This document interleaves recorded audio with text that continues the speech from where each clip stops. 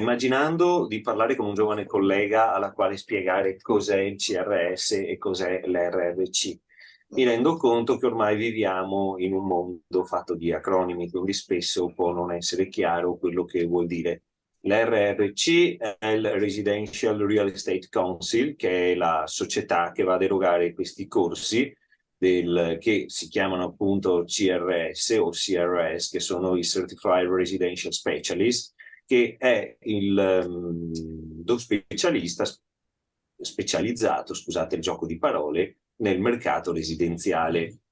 Cosa vanno a fare questo ente? Questo ente, chiamiamolo ente così, perché quello che è va ad erogare corsi agli agenti immobiliari statunitensi appartenenti al National Association of Realtors, che è la più grande associazione di categoria legata al mondo del real estate nel mondo in assoluto, perché conta 1.700.000 associati. È, se non erro, la terza associazione di categoria o addirittura la seconda negli Stati Uniti dopo quella delle armi, che è appunto quella dei camionisti, quindi non mi pare che sia forse la seconda o la terza, vabbè non lo so. Comunque è un'associazione di categoria molto importante negli Stati Uniti. E cosa è successo? Andando negli Stati Uniti a rappresentare FIAIP, come sono andato dal 2007 fino a qualche mese fa, mi sono reso conto che questa tipologia di corsi sono diversi dai soliti corsi che puoi trovare in altre parti, perché è vero che il mondo della formazione è molto complesso. Ci sono dei formatori che sono molto preparati e che portano comunque dei vantaggi a chi segue i loro corsi, mentre ce ne sono altri che sono molto improvvisati.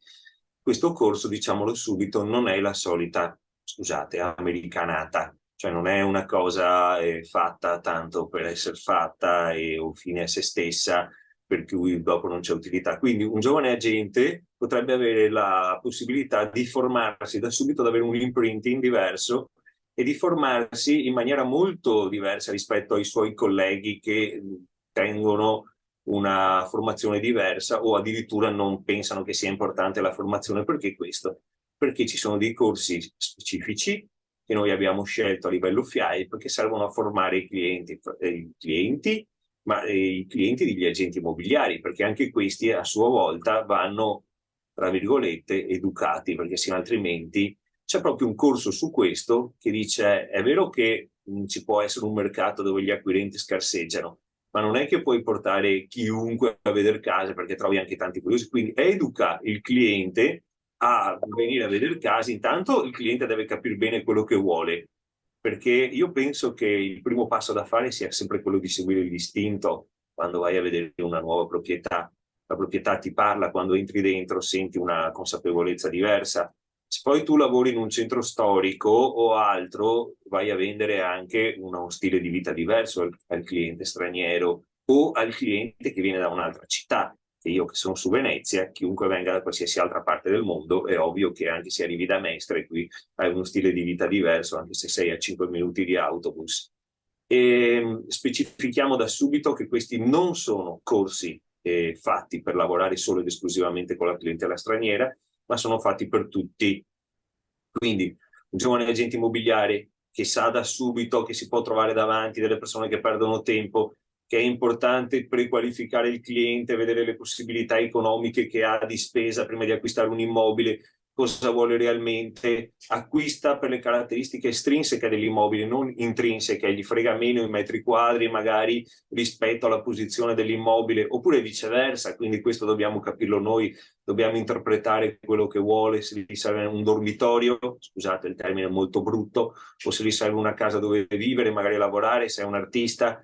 Quindi questo è uno dei passi del corso che abbiamo proposto di fare. Un altro è quella della gestione del proprio tempo attraverso la pianificazione del business, del nostro piano di business che vogliamo fare ponendoci io uso il plurale come agente immobiliare, che sono ancora un agente immobiliare attivo, spero non per molto, spero di dedicarmi ad altre cose nella vita, tipo andare a barca a vela, ma per il momento faccio ancora il lavoro che facciamo tutti e lo farò ancora sicuramente per qualche anno.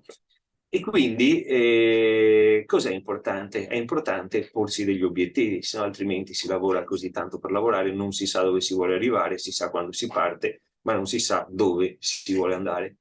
Un'altra cosa fondamentale è quella di vedere anche le tecniche di negoziazione, che sono quelle, che questi ci sono anche altre in realtà, questa è proprio una cosa, questa sì è una cosa molto molto molto statunitense, rispondere alle obiezioni dei clienti. E non vuol dire prenderli in giro o studiarsi un copione, cioè vuol dire comunque essere preparati su quello che ti diranno. Anch'io sono andato a vedere un appartamento questa mattina e chiedevano 1,5 milioni di euro. Faccio un esempio.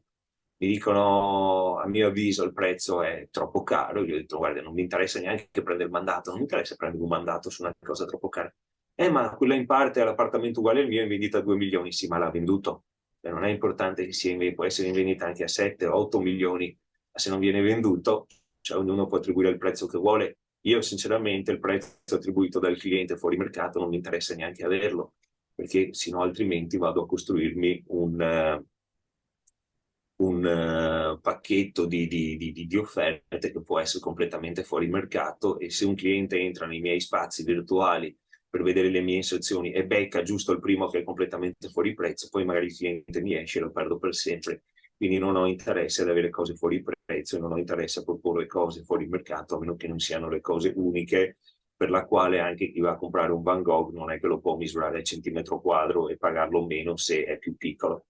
Quindi a un giovane agente immobiliare, concludendo, direi sicuramente segui questo percorso perché è importante e perché servirà a farti avere una diversa consapevolezza di quello che è il nostro mondo, e anche se hai lavorato in altre realtà o anche in franchising o altro, capirai che la professione dell'agente immobiliare è ben diversa da quella che ti avevano spiegato, e che puoi fare tanto per te stesso, non solo per dare davanti all'aspetto economico, che è solo una parte del nostro lavoro, ma anche per migliorare come professionista e rendere anche un servizio molto più efficace e utile per il cliente che sceglierà di affidarsi a te.